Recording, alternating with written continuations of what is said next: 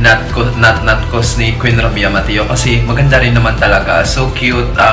Nakikita mo talagang aurahan ng ng Victoria's Secret vibes na yun lang, bravo na I was really amazed. Maganda, gusto ko, napaka-simple. Parang suggest ko lang din po, marami pong nagtatanong at marami pong nagko-comment na saan po yung parang crown na akala nila mayroon daw so yung sa national costume ni Queen Rabia Mateo, which is symbolizing our Philippine flag.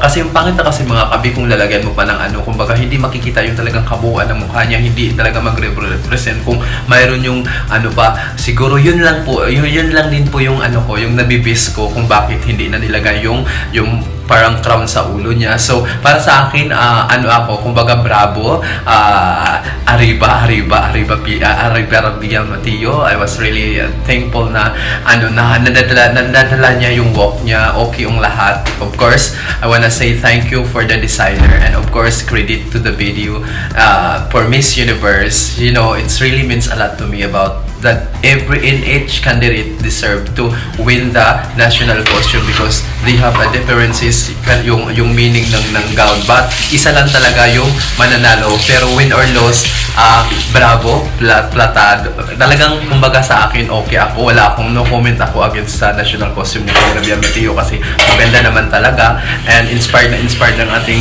si Ibiang sa paglalakad pa lang niya, nakita mo talaga yung being inspired to be a Miss Universe kasi pangalan pala ng Pilipinas, dala-dala mo, nakaka-proud nga yun pa na naipasok mo pa ng bonggang-bongga doon sa entablado. So, just to be proud. So, yun lang mga kabiyang sa aking mako-comment sa bonggang pasabog ng ating Queen Rabia Mateo. And of course, lagi kong sinasabi na thank you sa designer who made that national costume ni Queen Rabia Mateo. It's really a hard working to think about the national costume kasi alam mo naman talaga whether na maganda yung costume, marami talagang mga negatibong feedback, but we focus on positive feedback lang tayo. Doon lang tayo sa positibo kasi yun naman talaga yung talagang natin to win the crown. So that's all for today mga kabi. Sa mga hindi pa nakasubscribe, subscribe na yan. Just click subscribe button and don't forget to click the notification para always updated ka sa ganap ko mga bi. And please comment down below and like. And that's all for today. We hope, be love, be kind to others. Spread love lang tayo mga kabi dahil ang buhay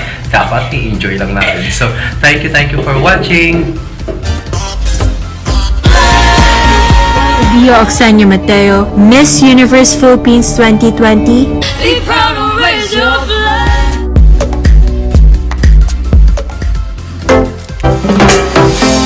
I love you all. Locate this love. Mahal kita, Philippines!